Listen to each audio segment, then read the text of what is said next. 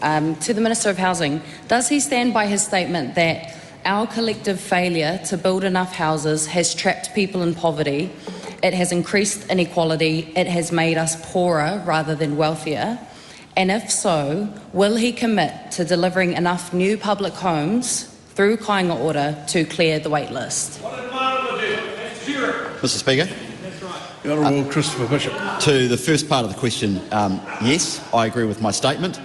The question also assumes that the way to clear the social housing wait list, which I note went up 500% in the last 6 years, is to build Kāinga Ora public homes. That is not the case. We need to think about how we can grow the community housing sector, and also we need to think about how we get rent affordability better under control, because the ultimate driver of how people end up on the wait list is when they can't afford the private rental market. So we reject the assumption that the only way to house people in need is to build more public homes. Actually, we need more houses across the supply continuum, from market housing to affordable rentals through to Kāinga Ora, but also the community housing sector. Supplementary. What advice, if any, has he received on the impact of increased public housing supply on overall housing supply and affordability? Well, building more public housing obviously increases the supply of houses. That is self-evident.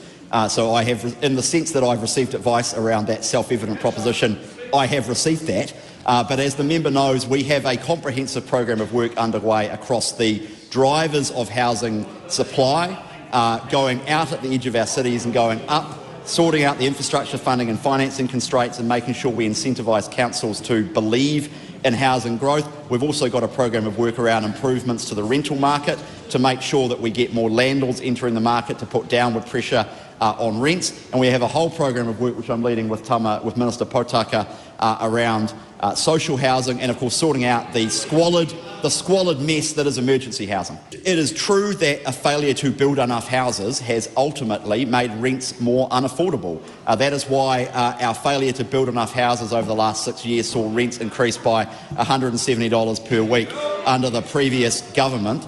The ultimate answer to New Zealand's housing challenges are to build more houses. The way to do that is to free up land inside our cities, make sure councils zone enough land, we create abundant development opportunities and make sure that we build the infrastructure and we have a resource management system that facilitates the building of the infrastructure so that we build more houses, both at a private market level, because that is the ultimate way we get rents under control, but also as part of that we build more social houses. The government has a role to play in that, but also the community housing sector has a very important role to play in that as well, and we are far more about supporting the community housing sector on this side of the House than members opposite in the past who think that Kāinga Ora is the answer to everything. Actually, it isn't.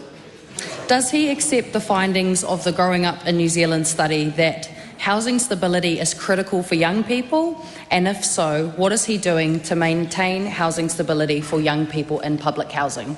Absolutely, which is why I gave a speech 2 or 3 weeks ago talking about the failure of governments in the past to fundamentally sort out the land supply restrictions that have held New Zealand back from growing housing. We have a comprehensive program of work in conjunction with our New Zealand First Coalition partners around the 60 square, where we're committed to making it easier to build 60 square metre granny flats on land, and alongside our coalition partners in the ACT Party, making the MDRS optional, but at the same time making sure we explore the idea of GST sharing with councils to make sure that councils go for housing growth. The ultimate answer to all of these problems is to build a bucket load more houses than we've done in the past, and we're committed to doing that.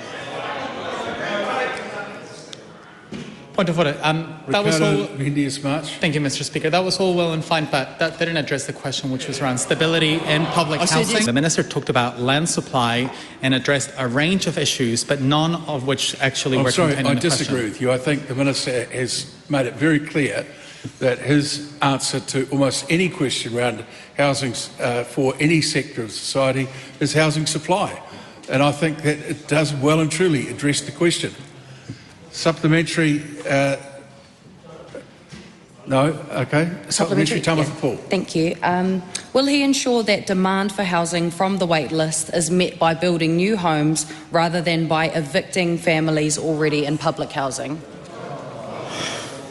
Well, the demand for public housing places, as I said in the answer to the primary question, will be met from a variety of sources.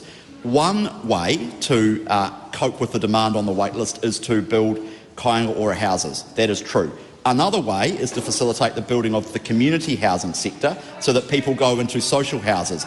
Another way is to make sure that people don't end up on the wait list in the first place, and the way to drive that is to make rents more affordable. People end up on the wait list because they can't afford the private rental market. So, as I said in this answer to the primary question, we reject the idea that the way to solve social housing is just build more public housing. Actually, that is a role to play, but going for housing growth across the supply continuum is extremely important, and that's what we're committed to.